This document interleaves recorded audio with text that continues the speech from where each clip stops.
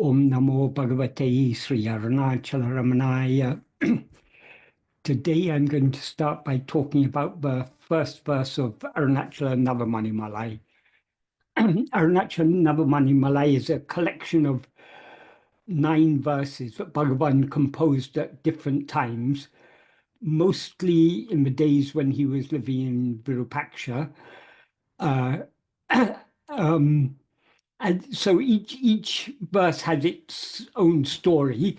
The story behind some of the verses is not known. The circumstance in which Bhagavan wrote is not known. But this verse, we do know the circumstances, as I will tell that later on.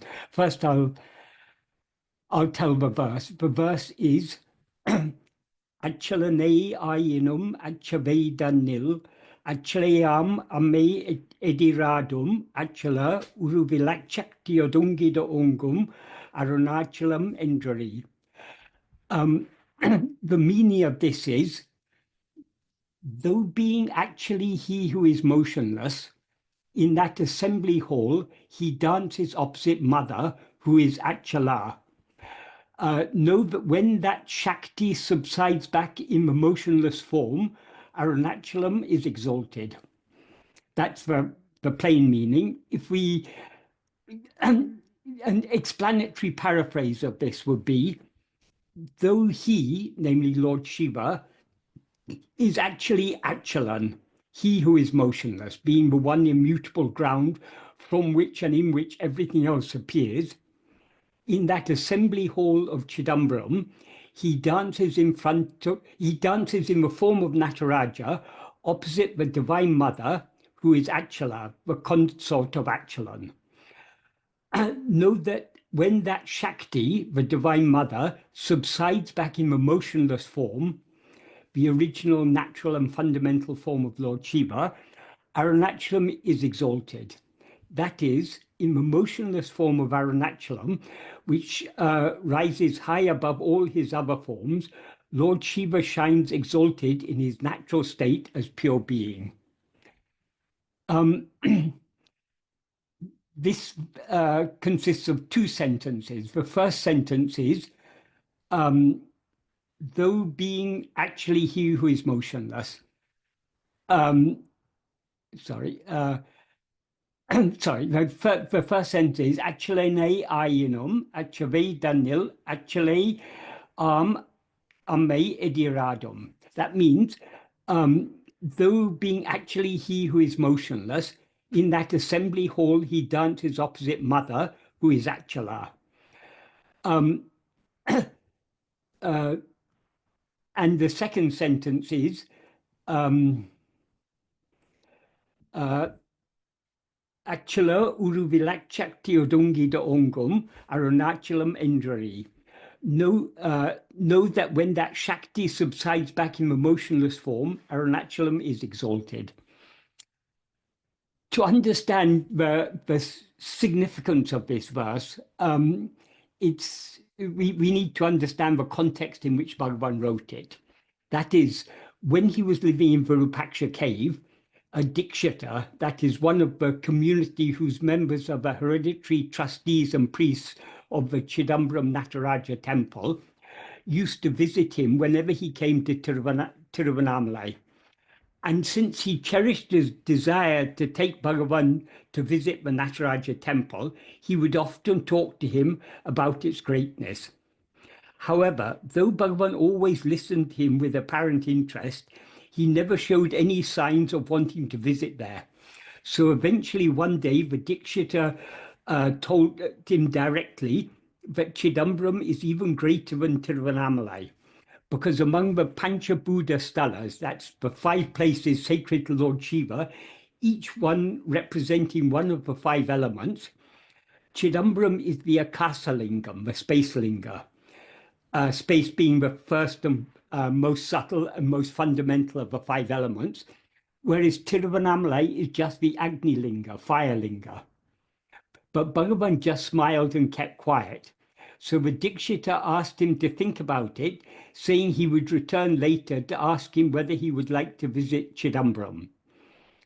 Before he returned, Bhagavan composed this verse and showed it to him when he came back.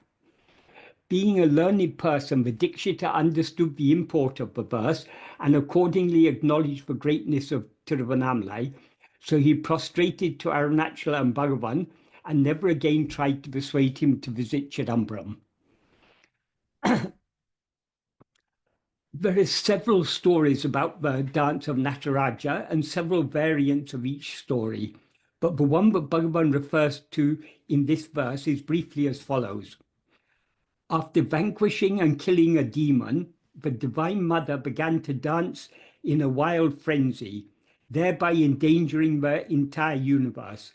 So the Devas and others prayed to Lord Shiva to protect them. He therefore took the form of Nataraja and began to dance in front of her. And in her frenzy, she challenged him to a dancing competition. So it was only when he won the competition that he was subdued and that she was subdued and ceased dancing.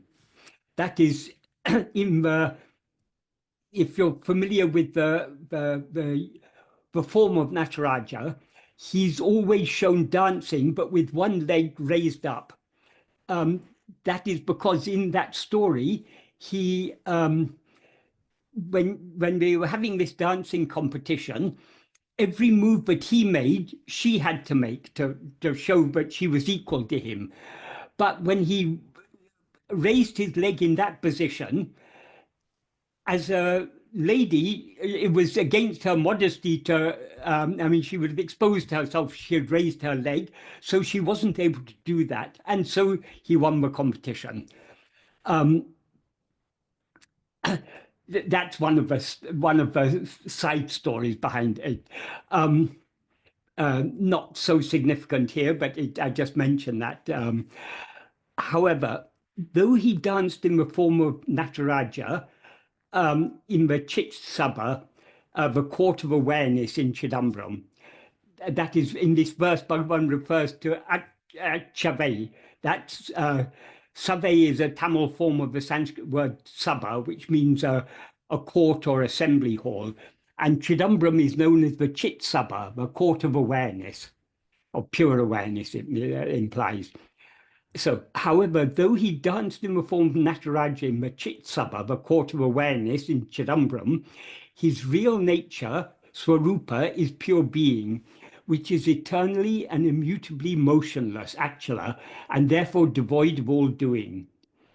That is the significance of motionlessness. Motionlessness means not just physical movement, but any type of change is a movement from one state to another. So motionless implies not just physically motionless, but immutable, ever unchanging. And what is ever unchanging is only pure being, which is the real nature of Lord Shiva. And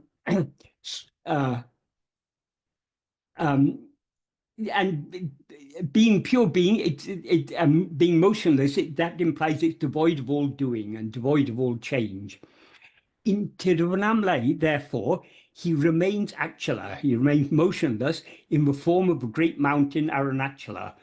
And when the Divine Mother is drawn to Aruṇācala to do tapas, spiritual austerities, due to her intense love for him, she eventually subsided completely in him, as him, thereby being restored to her natural state of eternal oneness with him.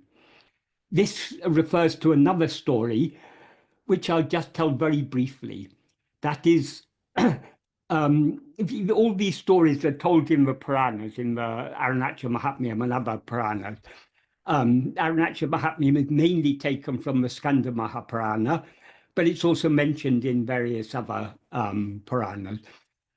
So, according to this story, once in Mount Kailash, which is the abode of Lord Shiva, I think maybe just after Subramanya was born, she was in a playful mood. And in a playful mood, she came and covered the three eyes of Lord Shiva.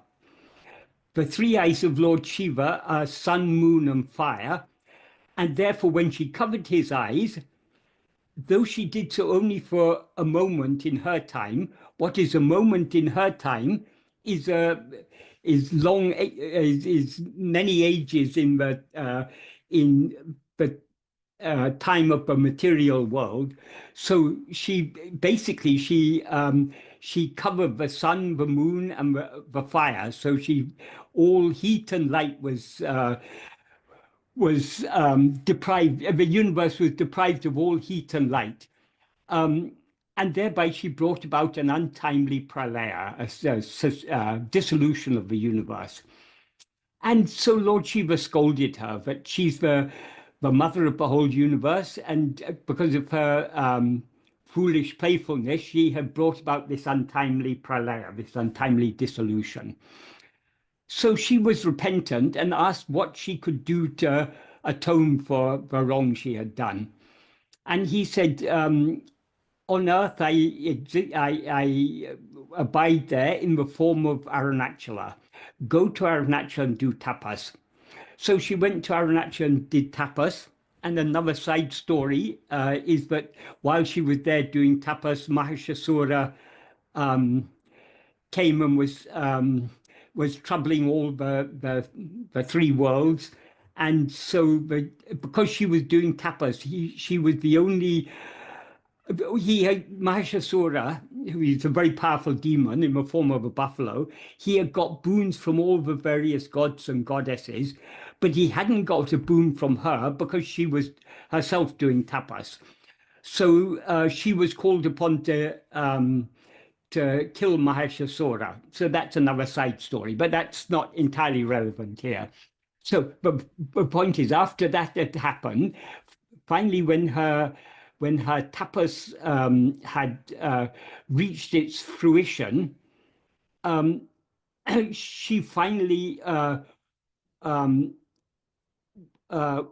one day just started to walk around Aruṇācala, and she was walking around with great love. And when she completed her pradakshina, her circumambulation of the hill, Lord Shiva appeared on the top of the hill in the form of a light. That light is the light that is lit every year at the time of Deepam. So Deepam is commemorating that.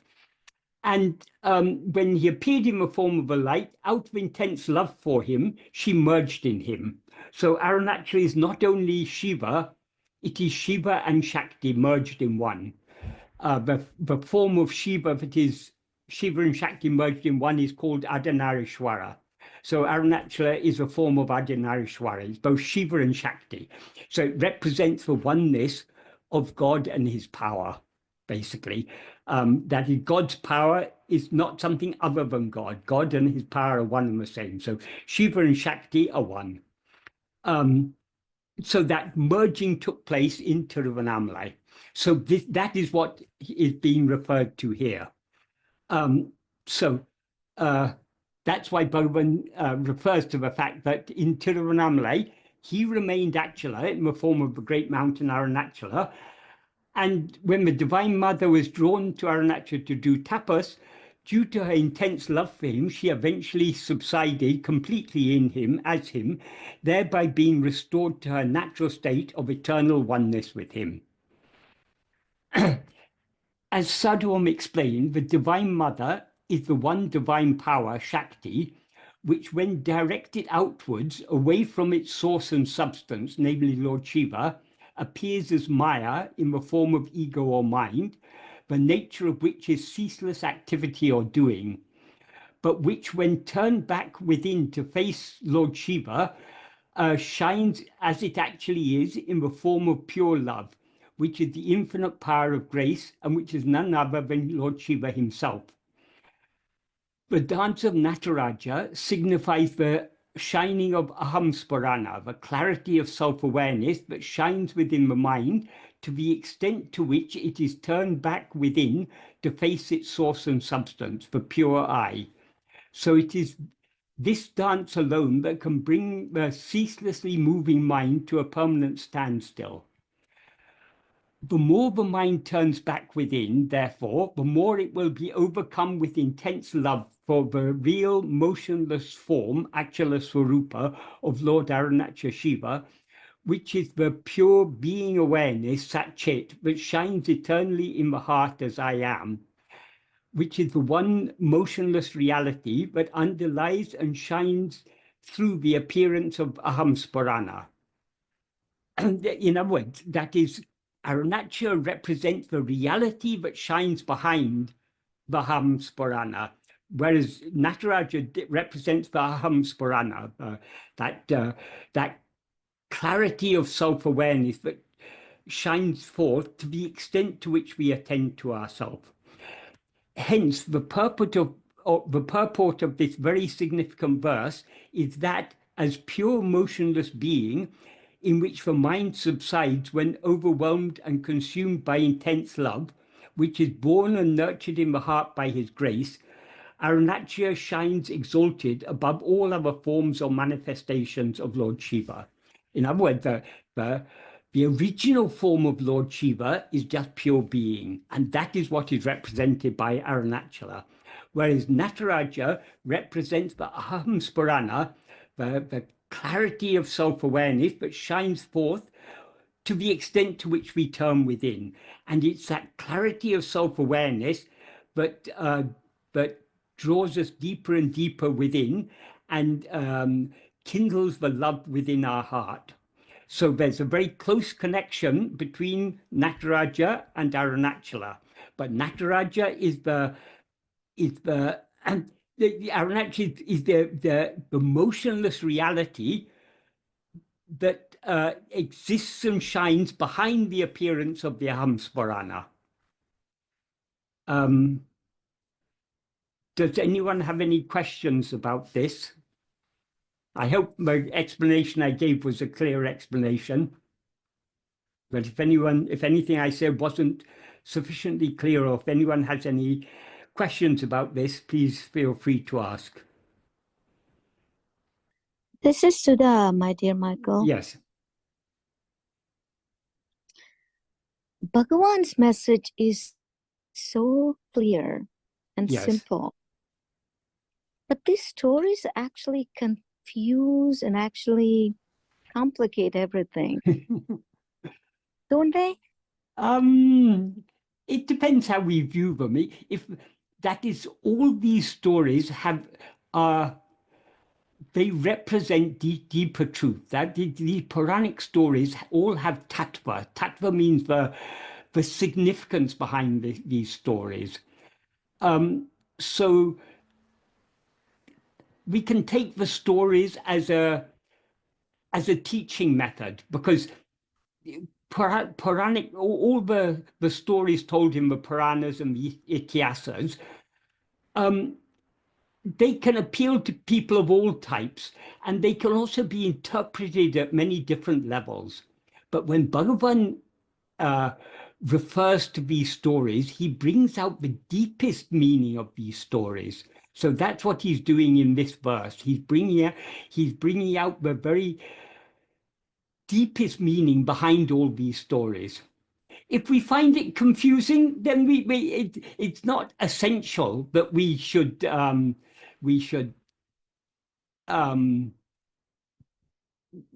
mean, it's not essential that we should try to understand his teachings through such verses. I mean, he's explained his teachings so clearly in Uludu Napadu, Nana, Upadeshundi, and other places, but these are referring to the same truth, but from a slightly different angle, we can say. But if we understand the significance of this, it's not just a story about the greatness of different kshetras, though it also has that meaning. It's also signifying what is the true nature of Lord Shiva. The true nature of Lord Shiva, or the true nature of God, if we want to put it even more broadly, the true nature of God is just pure being. But out of his grace, he sometimes has to manifest in the form of some activity in order to draw us back to that pure being. So the ultimate aim is for us to merge it back into the pure being, which is our own reality. And in order to merge back into that requires intense love, because in order to merge back into our own being, into our own reality, we need to be willing to surrender all that we now take ourselves to be. So without intense love, that is not possible. So as Bhagavan said, bhakti is the mother of jnana. That is, without love, we cannot experience jnana, because jnana is that state of pure awareness which is our own real nature, and which what obstructs our experience of jnana is the false awareness, I am this body. So only when we surrender ourselves completely and thereby merge back into our own reality can we experience that pure awareness. So that's what he's talking about in this verse. Understood. I just have one follow-up question, if I may. Yes. So you mentioned in several videos where Sadhu Om had helped, and you had plenty of curiosity and questions, and you would ask him, and you said they were progressively getting deeper and deeper. Yes. So just for my simple mind benefit, I'd greatly appreciate if you can share an example, 2 or 3, or one example of a question that you started from step A and B and C and D that you specify as deeper. What does deeper mean to you? Like, how did you begin? How did you? So just for understanding purposes, what do you mean? How did you benefit? Off the top of my head, I couldn't give any example, but see, for example, Bhagavan's teachings. If we see in books that record dialogues with Bhagavan, granted, those books, they may not always be very accurate recordings, but we can see Bhagavan gives many different types of answers according to the level of the questioner. So the very deepest teachings of Bhagavan are to be found in works like Nana, Uludu Napadu, of course, Aruṇācala Stuti Panchakam, and these works, because these were teachings that he gave. In case of Nana, Shiva Prakasham Pillai was such a mature disciple and so well attuned to his guru that without even knowing that Bhagavan had appeared in this world just to teach this path of self-investigation, the path of investigating who am I, without even being aware of that, the first question he asked Bhagavan was, Swami, who am I? So that means he was already very well attuned to Bhagavan. So because he was so well attuned to Bhagavan, he asked very pertinent questions, and he got such deep teachings in the form of Nana. Likewise, Murugana was, because of Murugana, we have works like Anma Vidde, Upadesha Undiya, Uladu Napadu. All of these were contained Bhagavan's teachings in their very purest and deepest form, because of Bhagavan was writing them for Murugana. For example, Uladu Napadu, what Murugana requested Bhagavan is, teach us the nature of reality and the means of attaining it, so that we may be saved, or so that the people of the world may be saved. So he goes direct to the point. What is the nature of reality? What is the means of attaining it? He's not coming to Bhagavan to get approval for some of his own ideas. You can see the type of questions that are asked in talks and Maharsha's Gospel and Day by Day. You can see people come with all sorts of things. Many of the questions people asked are more or less out of idle curiosity. I mean, that may be a bit too derogatory, but they're not very deep questions they're asking. Whereas Murugana, Shiva Prakasham Pillai, and such devotees, when they ask questions, they ask only the very deepest questions and get the deepest answers. Is that a satisfactory answer to your question? As Bhagavan says in talks, when Yogananda asked Bhagavan what teachings are to be given for the uplift of the masses, Bhagavan said teachings cannot be given en masse. Teaching has to be according to the taught. In other words, different teachings are appropriate to people at different stages of their spiritual development. So if you give the very deepest teachings to people when they're not ready for it, it's not going to have any impact on them. So that's why there's so many different types of, so many different forms of religion and religious beliefs, religious practices, and so on. These are to suit people, to suit us, let's say, at different stages of our spiritual development. Understood. I mean, ultimately, cessation of all questions and the death of the questioner is exactly. And that. But I was hoping, I know, one should not be curious about others' experiences and anything. I'm not even asking about experiences. I thought, all these, what you just alluded to, we already know because you've repeated them so many times, and thank you. Yeah.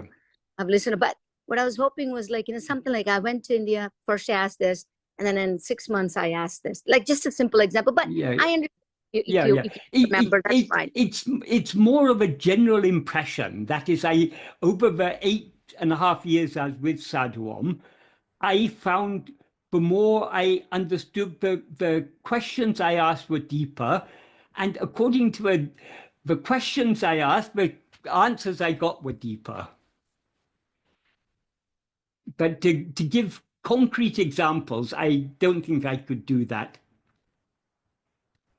But it's important to understand this because, for example, in Patha Śrī Ramana, which is Sadhuam's book, there's a lot of very, very deep teachings there, but not everything there is always the deepest, because he had that book is a compilation of answers that he gave to people at different times. So according to the level of the questioner, he gave answers, sometimes in writing and sometimes orally. So those were recorded by some friends and gathered together. And Sadhuam was asked to edit a book. So when he edited the book, there's a mixture of different levels of explanation there within the book. And that's so of all spiritual teachings.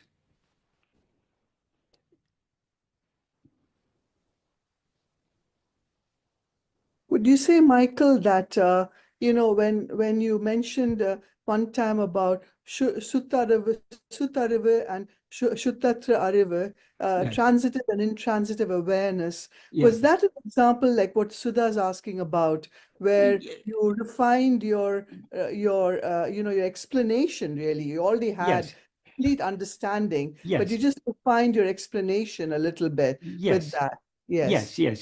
Well, those terms, Suttarivu and Suttatrarivu, these are equivalent terms, have not been recorded in any books except in Muruganu's writings. In Guruvacchakavai, Bhagavan uses these, he often uses the term Suttarivu, and Muruganu also in some of his writings uses the term Suttatrarivu. He uses these terms because these are terms that Bhagavan used. But not everyone grasps the significance of these terms. These are very, very important because generally when we talk about awareness, we think awareness means awareness of something. Awareness of anything is Suttarivu. That is, that which is aware of anything is mind or ego. Pure awareness is Suttatrarivu. It's not aware of anything, it's just plain awareness. So that can be likened in that sense, that Sutta River is like Maya or ego being Shakti or Parvati, and Shakti, the Divine Mother, and when she's involved with all her activity, or Nataraja, yes. the active state, Nataraja and the dancing form, and then Nataraja's achalam is the intransitive transitive awareness, right? Exactly, yes. That is the transitive. The mind is transitive awareness. or the mind or ego is transitive awareness, or it knows transitively. In other words, it knows objects or phenomena. Only when the mind merges back in its source, which is the pure awareness, which is devoid of all objects or phenomena. It's just, that's why it's called pure awareness. Suddha Chaitanya. People often don't understand the full significance of Suddha Chaitanya, of pure awareness. Pure awareness means awareness that is devoid of any objects or content. It is just mere awareness. Yes. Thank you, Michael. Right. There are several questions, Michael. Yes. The first one is, you previously used to translate verse 11 of Śrī Aruṇācala Padacchēdam as kill the ego without killing the body.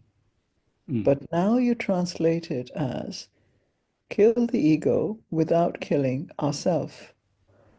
Why this change, and are these two the same? It's both interpretations are valid.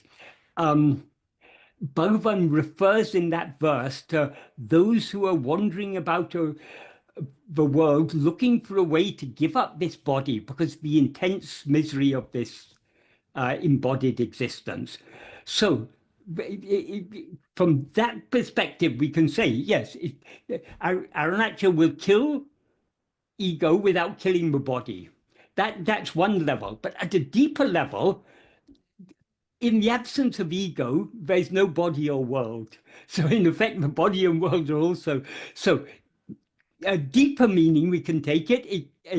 It kills us without killing us. It kills us as ego without killing what we actually are. So both interpretations are valid. They're from slightly different perspectives.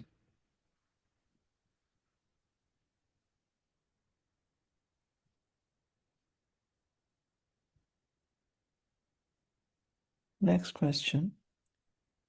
Now, in this one, there is a verse, but I can't see the verse number because it was copied, I think, from somewhere. Anyway, so I can't see it. But it's something like this. So it says, from this verse, is it also right to say that Bhagavan is confirming that of all the forms of Lord Shiva on this planet Earth, Aruṇācala is the most primordial and the most powerful? Coming directly from Bhagavan, this holds much more significance. And also, there are many occasions Bhagavan said that Aruṇācala is none other than Shiva himself. Just as we take this body to be I, Shiva took the form of this hill for us. I think it's referring to this. It's referring to this verse we're talking about. Yes, certainly that is certainly a valid inference to take from this verse. Bhagavan is indicating that of all the outward forms of Lord Shiva, this is the ultimate form. That is, Aruṇācala is said to be Adi Linga Sarupa. It's the original Linga form. The reason why Lord Shiva is worshipped in the form of a Linga is a Linga is, so to speak, it's a formless form. That is, it's a very abstract form. Whereas usually God is worshipped in some form of anthropomorphic form, or sometimes in the form of half human, half animal, like as in the case of Narasimha, or sometimes even in the form of certain animals. But a linga is not representative of any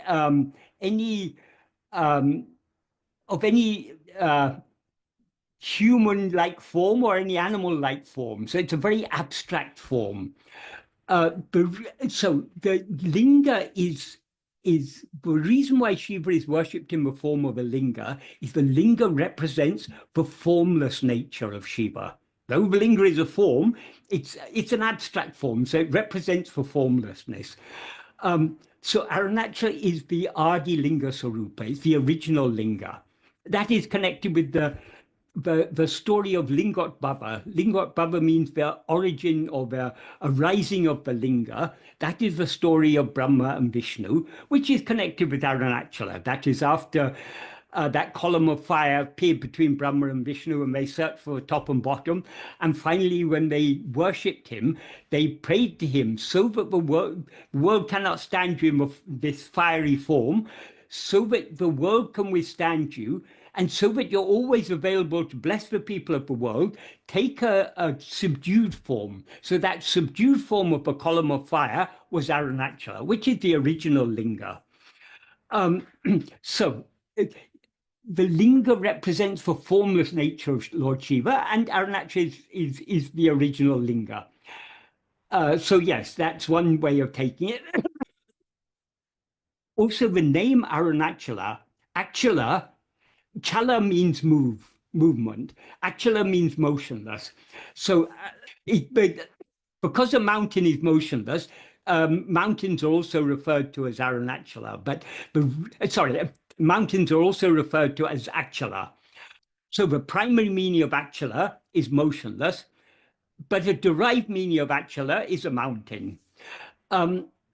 So the name Aruṇācala itself points out to the significance of Aruṇācala, but it is motionless. What is motionless? Motionless means unchanging.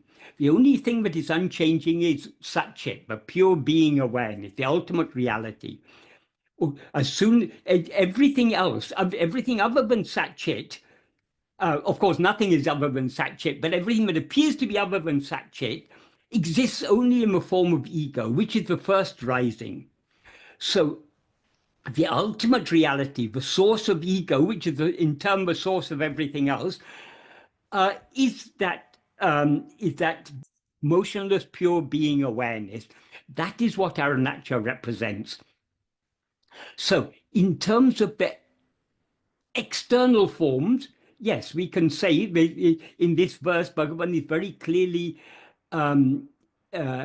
implying that of all the various forms of Lord Shiva, the Aruṇācala is the foremost.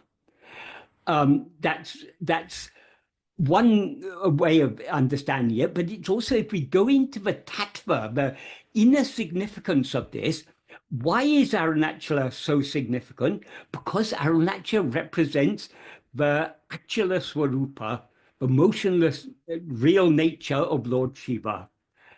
So it has significance both with reference to the outward form of Aruṇācala and what that outward form of Aruṇācala signifies, which is the ultimate reality, which is pure Satchit, pure being awareness.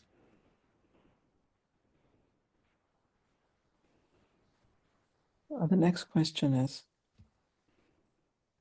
this is an excerpt from Maharishi's Gospel, page 52. This is a question from the devotee. Yeah. If I surrender myself, is no prayer to God necessary? Bhagavan. Surrender itself is a mighty prayer. What are the implications of Bhagavan's reply? Why is surrender a mighty prayer?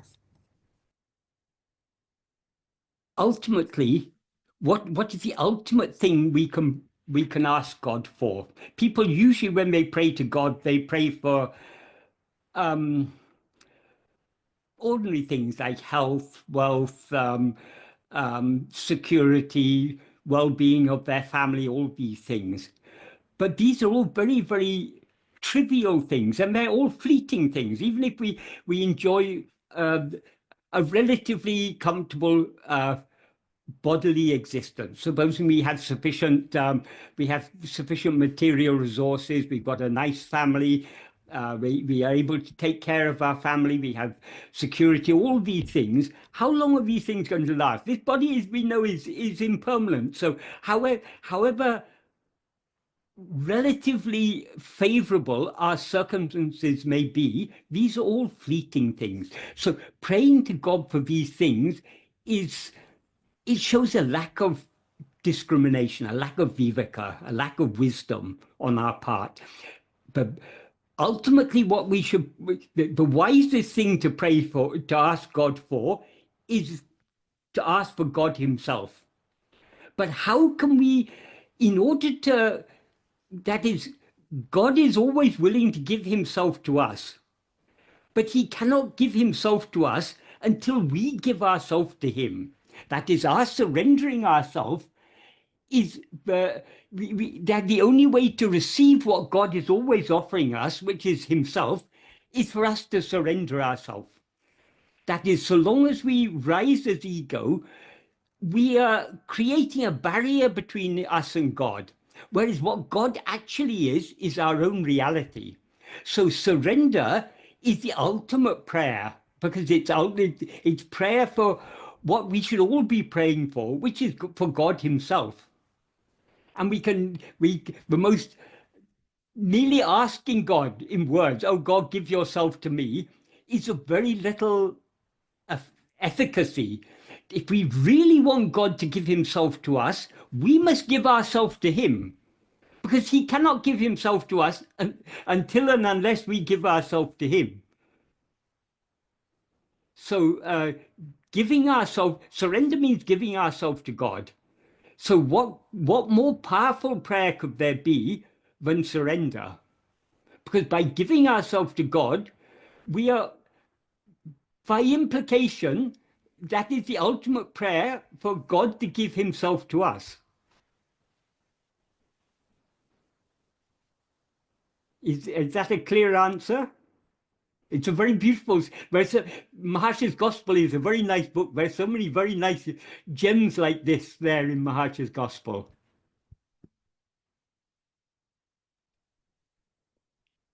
The next question is, can self-investigation become habitual in time without effort?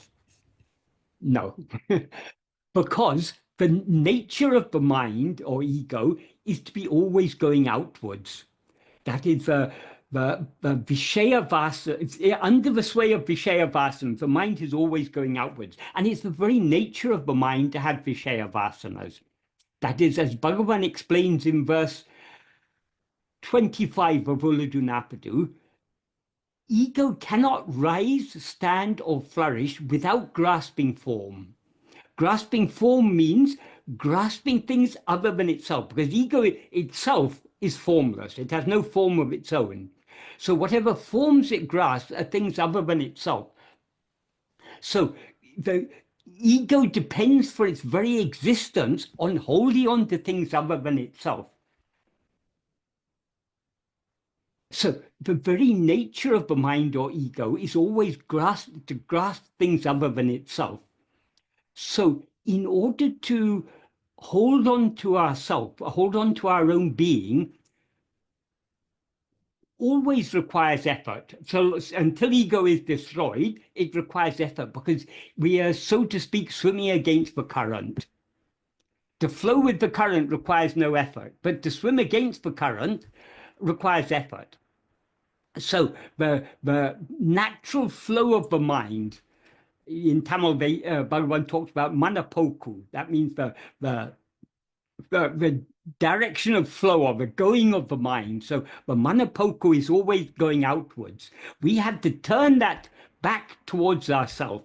That requires effort. It will always require effort up to the end. Until ego it becomes effortless only when the one who needs to make the effort has ceased to exist. That is ego. Of course, effortless self-awareness, that is our real nature. But so long as we rise as ego, it's necessary for us to make effort to hold on to our real nature, which is that pure Sat-Chit.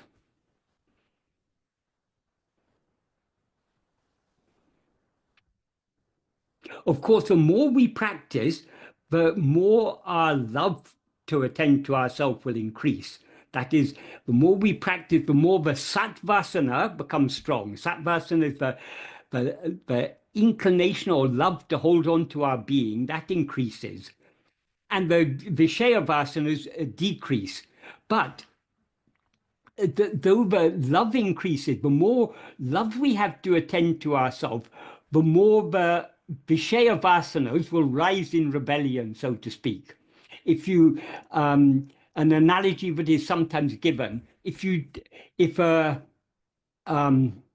people are hunting a tiger with swords and spears, a group of people may surround the tiger, and the tiger may be very, very much weakened.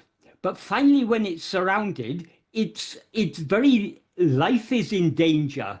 So though it's very much weakened by all the wounds from all the spears and swords, it fights back more ferociously than ever, in spite of its weakened state. Likewise with ego or mind, the closer we come to surrendering ourselves completely, in other words, the closer we come to subsiding within, the more fierce the resistance.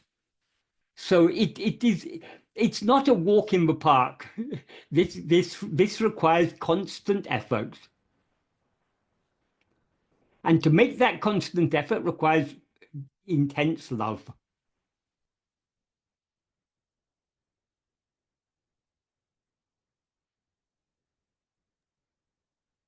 There aren't any other questions, Michael. Oh, very nice. It's unusual.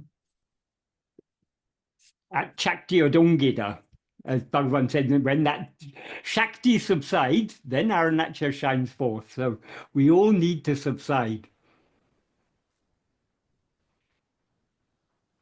Oh, the person who says apologies for the disruption earlier, no problem, no problem. It happens sometimes. Sorry about that, Mike. No problem.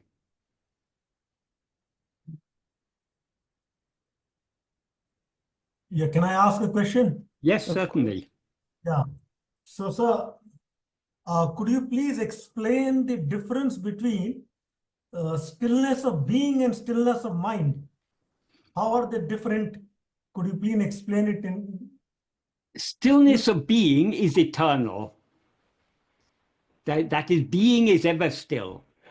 Stillness of mind is a temporary state. Sometimes the mind is relatively still, sometimes it's relatively agitated or active. So it's the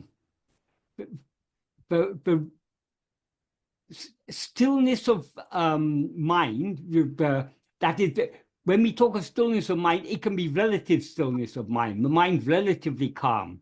Complete stillness of mind is either maccavai or maruṇā. If it's maccavai, like sleep, it's temporary. Maruṇā is permanent. So maruṇā, that is, maruṇā is the state in which we, by self-investigation, discover that there's no such thing as mind at all. That is, so the stillness of maruṇā is eternal. That is, maruṇā is not an event that takes place in time. Maruṇā is the destruction of ego, which is the very root of time. That is, time exists only in the view of ego. So when ego is destroyed, it's the ending of all time. So when maruṇā is attained, we discover that the stillness of being is eternal. We never actually rose as ego at all. We have eternally been still. But so long as we, for example, sleep, it's the same stillness of pure being. Only pure being remains in sleep. But from the perspective of ego in waking and dream, we seem to have come out of sleep. So from the sleep, which is actually our eternal state of pure being, seems to us from the perspective of ego and waking and dream to be a temporary state. It seems to be temporary because we seem to have come out of it. So the Bhagwan's path is not about stillness of mind. It's about It's about, that's why it's a path of self-investigation. We are investigating to find out what we really are. What we really are is that pure being, which is sometimes described as stillness, acala, sometimes it's described as mona, silence. But it amounts to the same thing. That is, silence is the silence Bhagavan talks about is the silence of pure being. The motionlessness he talks about is the motionlessness of pure being, the eternal motionlessness. That's why he begins this verse by saying, acalaṉē āyiṇum, though he is motionless. That is, even when he's dancing in the form of Nataraja, he still remains motionless. Because motionlessness is his real nature. He's ever acala. So the dancing of Nataraja is outward appearance. Behind that appearance is the eternal state of motionlessness, which is the real form of Shiva. Pure being. Thank you, sir. Thank you. Dear Michael, a quick question, if I may. Yes. I'm listening to you. Yes. I'm listening to the gentleman asking questions. Is my awareness here? Or, because you say, let the body and the mind and the ears do what they're doing, but be with you. Yes. Exactly where is my awareness when I'm listening to you? Well, if you're listening, then your awareness is going outwards towards the sounds you're hearing. You're aware of phenomena. But even when you're aware of phenomena, underlying that is that fundamental awareness. That is, we cannot be aware of anything without being aware. But we can be aware without being aware of anything. So the awareness, the pure awareness, the sutta-ṭṛaḍi, the intransitive awareness, is the like Bhagavan used the example of the screen in the cinema. The screen is ever there. Whether pictures are projected on it or not, the screen is always there. So that background of pure awareness is ever present.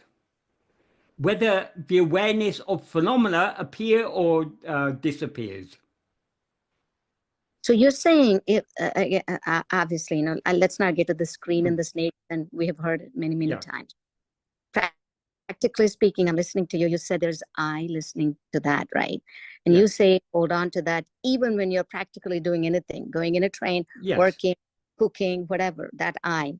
If I'm listening to you, my awareness is listening. And if I hold on to that I, do I still hear you? Do I care? Like, what's happening here? Well, though we are always aware that we are always, I mean, the pure awareness is always there. That fundamental awareness of our own being, I am, that is ever present. But because of our interest in things other than ourselves, our attention goes outwards, and to the extent to which our attention goes outwards, we overlook that. That is, there's never a moment when we are not aware I am, but we overlook it, so to speak. We don't notice it because we're more interested in other things. That doesn't mean that we cease to be aware I am. We're always aware I am, but we, instead of being attentively aware I am, we negligently aware I am, because our attention is going outwards. During the stage of abhyasa, or practice, we are trying to turn our attention back towards ourself. But our self-attentiveness is only partial. We are not, if we attended to ourselves 100%, in other words, if we attended to ourselves so keenly that we cease to be aware of anything else whatsoever, ego would thereby be destroyed. So so long as we're still practicing, even when we try to attend to our fundamental awareness I am, we don't entirely cease to be aware of other things. The more we're aware of the fundamental awareness I am, the more we cease to be aware of other things. But we don't cease to be aware of other things entirely. So when we are engaged in activities like the activity of listening, we can hold on to a partial awareness of our being. That is, we can what Bhagavan sometimes referred to as swarupa smarana, that remembrance, that background remembrance. That is, we're watching the, sorry to use an analogy again, we're watching the picture on the screen, but we're not forgetting that the screen is there. Usually when we watch the picture on the screen, we are so interested in the picture, we completely forget about the screen. We try to hold on to that awareness of the screen, in other words, the awareness of this fundamental awareness I am.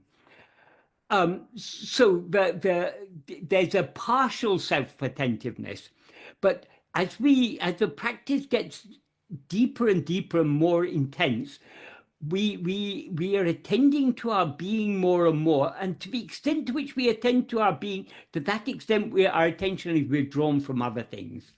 So things, so to speak, withdraw into the background, and our being takes center stage.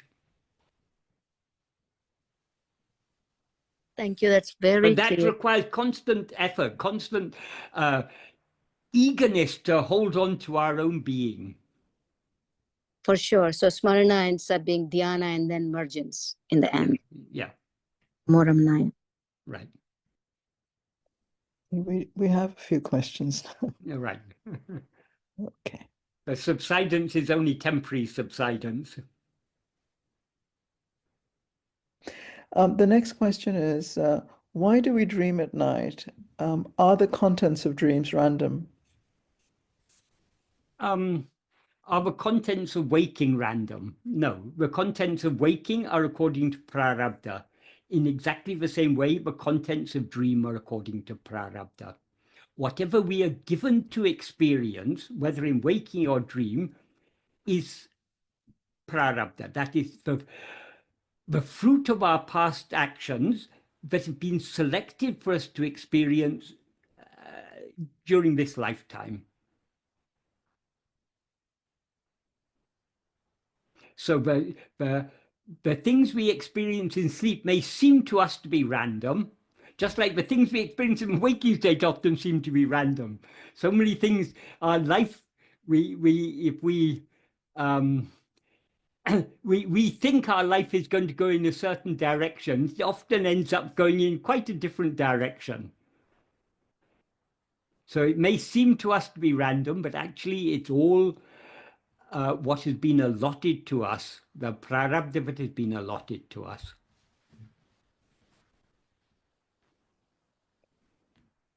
Next question. As to why we dream, that's a part of our prarabdha.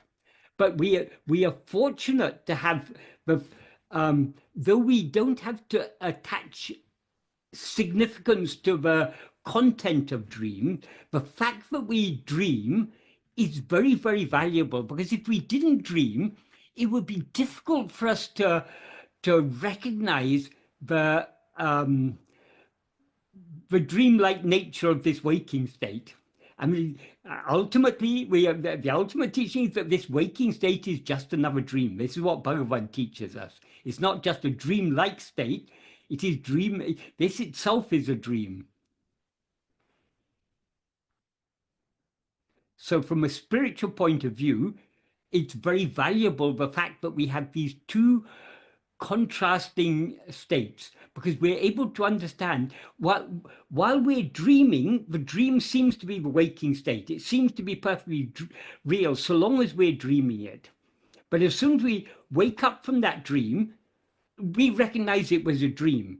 But the reason for that is, so long as we're dreaming, we experience a dream body as I.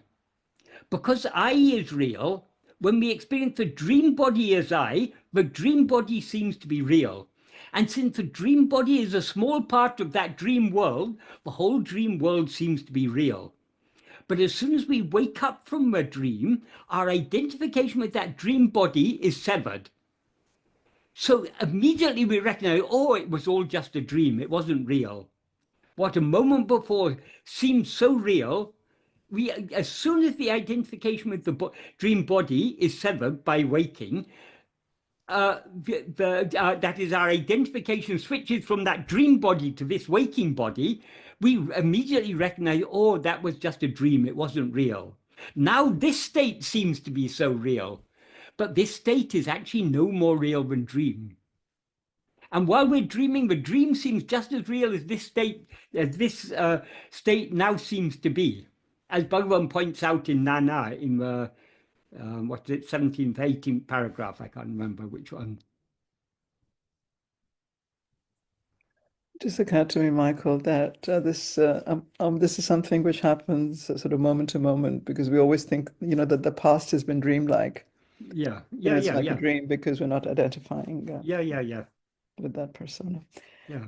The next one, next question. How does one know if they are fulfilling their swadharma or simply exhausting their prarabdha? Can one's swadharma evolve and change over time with spiritual progress? Swadharma means one's own dharma. That can be understood in different different ways of understanding what is meant by swadharma. The usual what is usually meant by swadharma is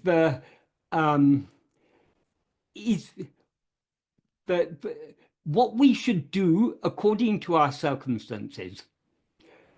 So if we are employed in a certain company or something, doing the job that we are given, that's our swadharma. At that time we have to do that, because that's if we have a family, for example, we may be a mother or a father. Being a mother or a father is our swadharma. There's a certain obligations that we have as a father or mother.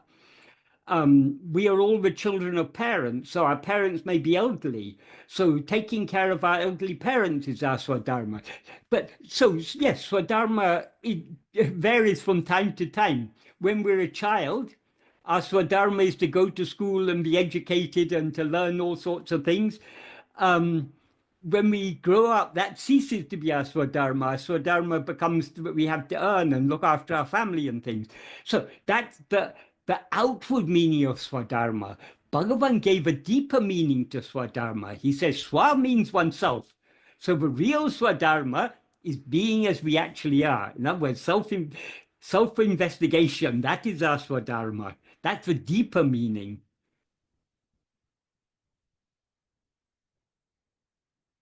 And that is unchanging. We all have that. I mean, that's the highest dharma of all, is to turn our attention within and thereby subside back into the heart.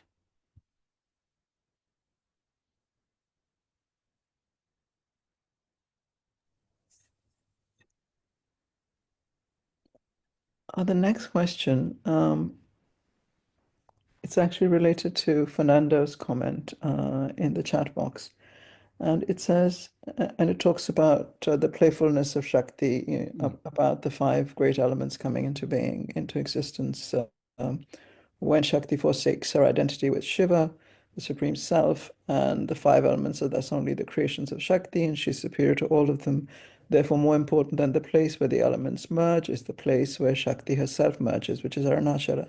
So the question is sort of simply refers back to this and says, so the playfulness of Devi is the playfulness of mind, and only after the real tapas of self-investigation can Devi find the real meaning of surrendering herself. Yes, that's certainly a correct inference to take from this.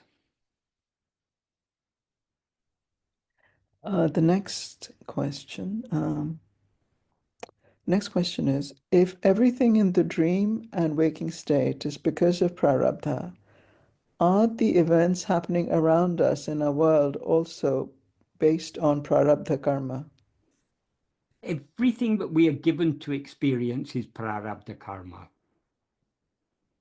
And though prarabdha is called karma, it's actually not a karma. Karma means action. It's a karma phala.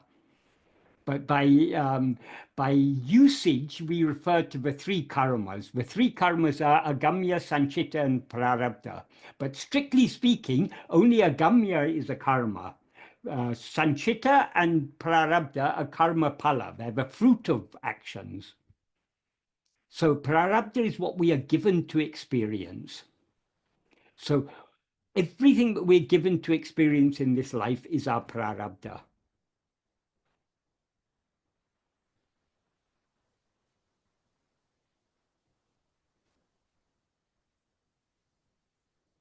Yeah, and in this sense, it would be the kind of conditioning which leads to the way we experience things and the way that we do. Yes, that is, the prarabdha is fixed. How we respond to the prarabdha, how we, for example, it may be our prarabdha to undergo some particular difficulty, but we may, when we undergo that difficulty, we may resist it, we may try to avoid it, we may complain about it, we may, in that case, we are making it more difficult for ourselves. Or if we're on this path of the spiritual path, the path of surrender, whatever is given to us to experience, however unpleasant it may be, it's all the sweet will of Bhagavan. So we accept it joyfully as his will. So how we take the prarabdha, that determines a lot. That is, there are some people who undergo intense suffering in their life, but they remain ever cheerful because their mind is surrendered. Because they've got that attitude of surrender. They're ready to accept whatever difficulties are given. It's the sweet will of God, or however they take it. But anyway, they have that ability to be cheerful in the face of all sorts of adversity. There are other people who have all favorable circumstances, but are still not satisfied.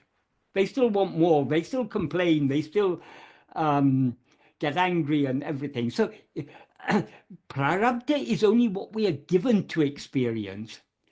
How that experience affects us depends on how we take it. So in a sense, the prarabdha is experienced by the body, whereas whether you identify with the body or not, that's the only choice we have. Yes, but it's not, when you say the body doesn't mean just the physical body. As Bhagavan said, all the five sheaths are included in the term body. So yes, prarabdha is what is given to this person that we take ourselves to be. But how we take it is up to us. Yes, that makes sense. Thank you.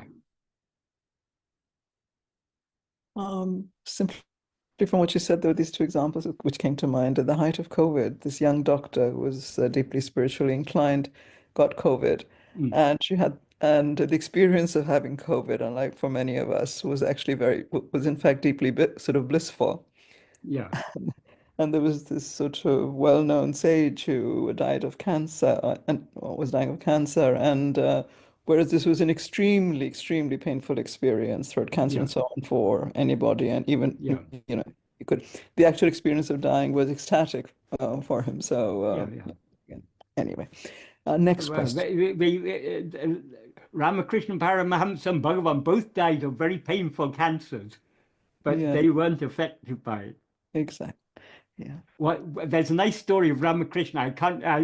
The detail may be not quite correct, but some devotee asked him whether he was in pain. He said, "Oh yes, it's such terrible pain, such terrible pain," he said.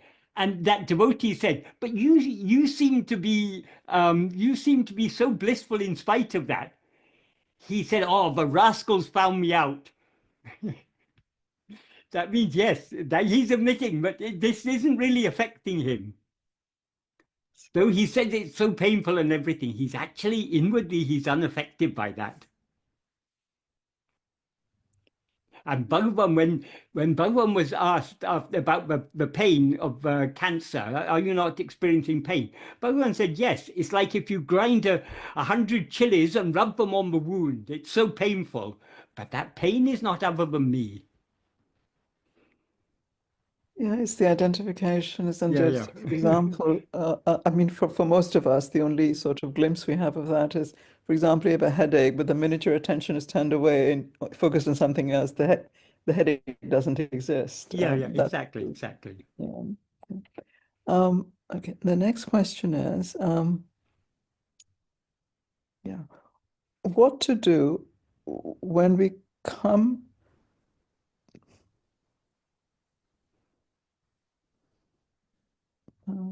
Mukta, can you read out this question?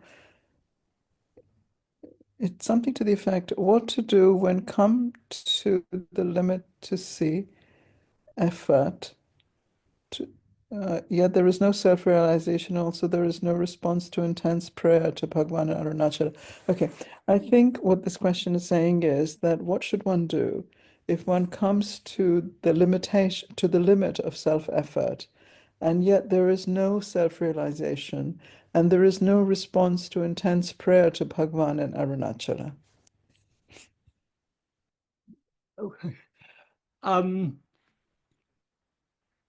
It's our mind judging, saying there's no response. That is, if we are praying, the prayer will always have its effect. We may not recognize the effect that it's having, but the very fact of praying, I'm not talking about praying for worldly things, but praying for true spiritual prayer, we are putting the burden on Bhagavan. So if we think we've reached the limit of our effort, what can we do? We just have to keep quiet. Depend on him, believe him, trust him. But even who is to say that we've reached the limit of our effort? It may seem to us that we've reached the limit of our effort, but that may mean not that we've reached the limit of our effort, but that at that moment we don't have sufficient love to continue making that effort. So when we become aware of our lack of love to follow Bhagavan's teachings, what can we do? We have to depend on him. We have to trust him. We have to try and yield ourselves to him. And yielding ourselves to him entails continuing at least to try. Even though we think we don't have any love to follow this path, at least let us try, little by little by little. So if we think I've reached the limit of my effort, we're setting a limitation on ourselves. The next two questions have to do with prarabdha, and they, I think, address something which is very much the same. So the first is, if everything is happening according to our prarabdha, then is it also true that we will get success at self-inquiry only if we are destined to? Does that mean that our own self-effort is useless? And I'll just read the next question because it circles in the same thing. And can I answer this one first, if you don't mind, because this is such an important point. And we can, if there's something more in the second question, I can answer that afterwards. That is absolutely not. Prarabdha, as Bhagavan pointed out, prarabdha affects only the outward term mind. It can never prevent the mind turning within. Prarabdha is the fruit of karma. Self-realization cannot be the fruit of a karma. Self-realization is the state of pure being. Being cannot be the fruit of a karma. The fruit of karma is transient, it's finite. The state of self-realization is infinite. It's the state of infinite being awareness. So the infinite cannot be the fruit of any finite action. So this is a very, very fundamental thing. Karma does not give liberation. Bhagavan says it very clearly in verse 2 of Upadesha. The fruit of action passing away remain as seeds which cause one to fall in the great ocean of action. Therefore, karma does not give liberation.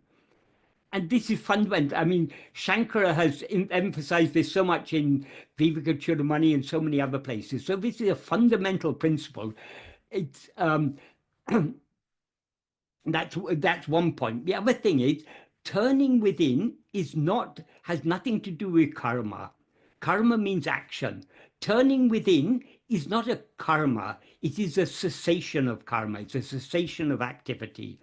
Because so long as we're attending to anything other than ourselves, that attention to something other than ourself is a mental activity. But when our attention is turned back towards ourself, that is towards our mere being, the ego, the one who is attending, itself subsides. When ego subsides, all its activity subsides along with it. So there's no connection between karma and self-investigation. Self-investigation is cutting at the root of karma. The root of karma is the doer of karma. The doer of karma and the experiencer of the fruit of karma, that is ego. Self-investigation is cutting at that root. So it's going in a completely different direction. So we shouldn't think that this has anything to do with prarabdha. Prarabdha may give us favorable circumstances for turning within, but prarabdha cannot make us turn within. Thank you for that brilliant answer. Yes. Michael, thank Okay. you. People often think that since everything is destined, therefore there's no free will. This is a very common conclusion that people jump to.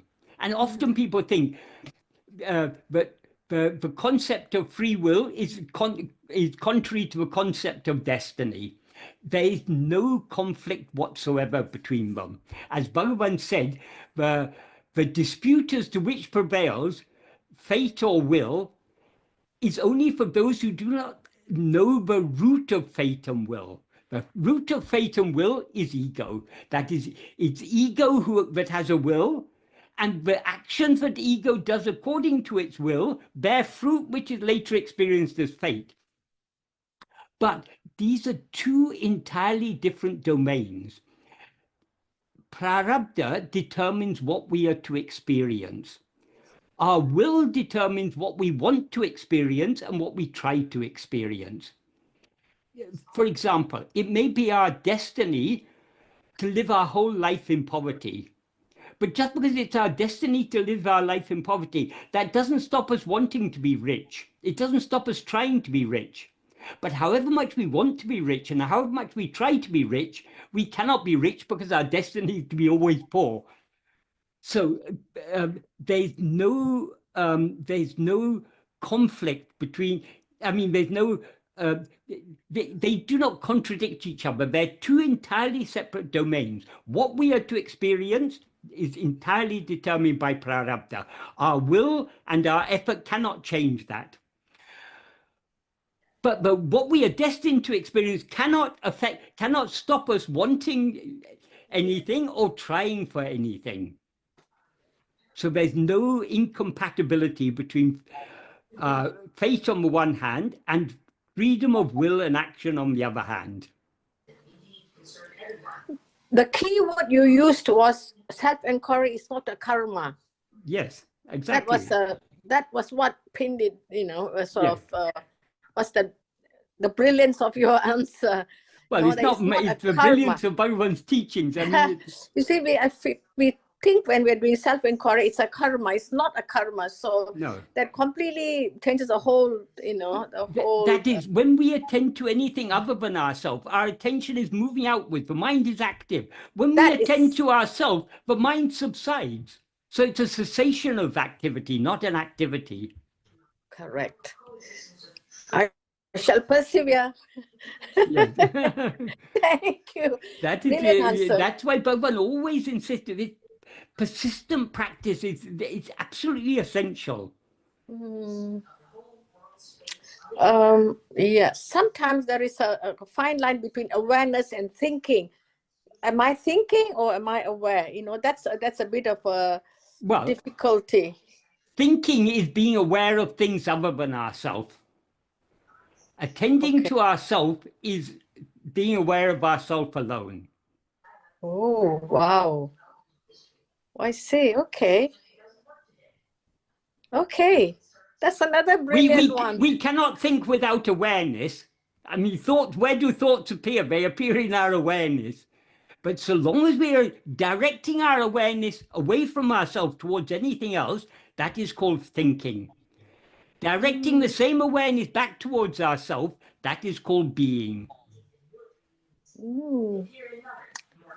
Fantastic. Really, really good. Namaskaram. Thank you. Well, it's all Bhagavan's teachings. I mean, I'm just pointing out what Bhagavan has made clear. Yes, but it took you to clarify. I mean, we read lots of books, but certain words, you know, like what you said now, that it's got nothing to do with karma. We're not doing something because it's not going outward at Vishya Vasanas. Yes. Yeah. Thank you. Thank you very much. Right. The next question is regarding the response to prarabdha by oneself. As Michael explained, how I respond is crucial. However, the question is it the case that some responses may be directed by prarabdha itself? No. As I say, prarabdha is what we are given to experience. Response is coming from us. It's according to the maturity of our mind, how we respond to it. That is, how we respond is dependent on our will, how we are willing to take it. Are we willing to accept this as Bhagavan's sweet will, or are we always going to try and reject it and complain about it and try for something else and expect something else?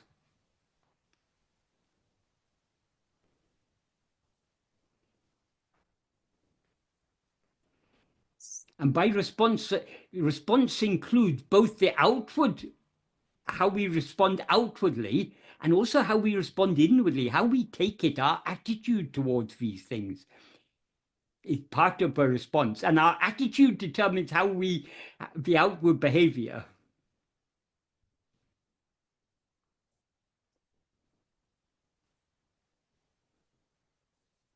So in a sense, Michael, this is where surrender comes in, that when certain events happen to us, then as Bhagavan says, if we have put the burden down, if we surrender it, then we don't create this sort of well, I mean, we might act, but it wouldn't be the sort of willful action. We would sort of in the last sentence of the 13th paragraph of Nana, where Bhagavan gives the analogy of the passenger on the train, the wording he uses there is very significant. He said, why to suffer carrying it on our head instead of putting it aside and sukhamai, being traveling comfortably, happily?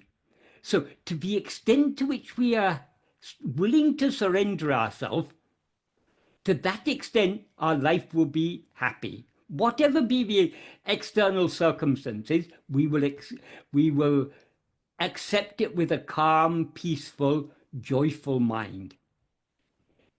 If we're carrying the burden on our head, we're going to suffer.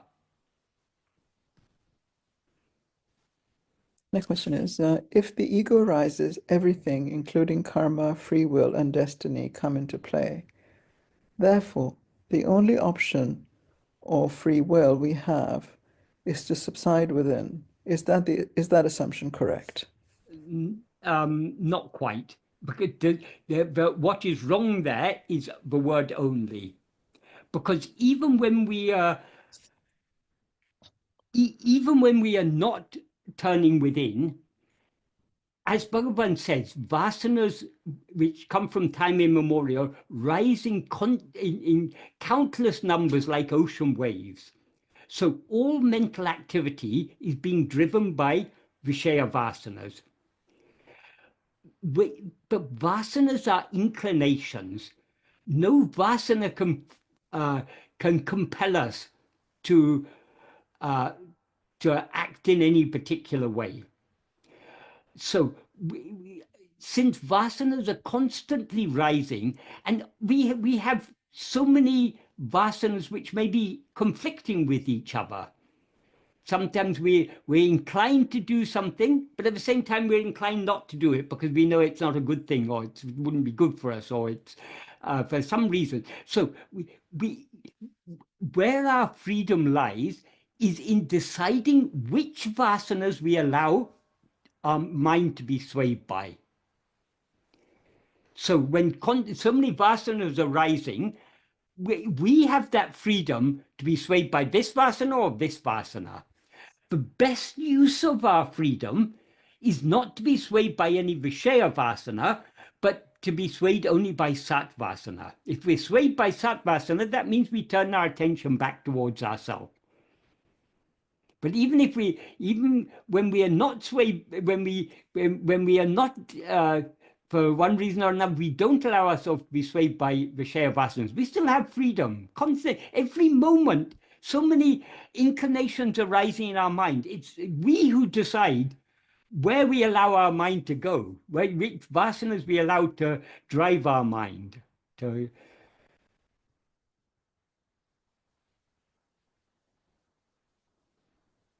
Thank you. The next question, last question, is a friend told me a story that I wanted to check out with Michael. According to her, Bhagwan asked for the healing of her mother when she got very sick in 1914 and wrote a verse asking for her healing. This friend asked, if Bhagwan was God himself, how would he ask for the healing of her mother if he knew her mother wasn't that body? Was that a prayer for her mother's liberation instead? Yes, well, it was actually 4 verses Bhagwan composed.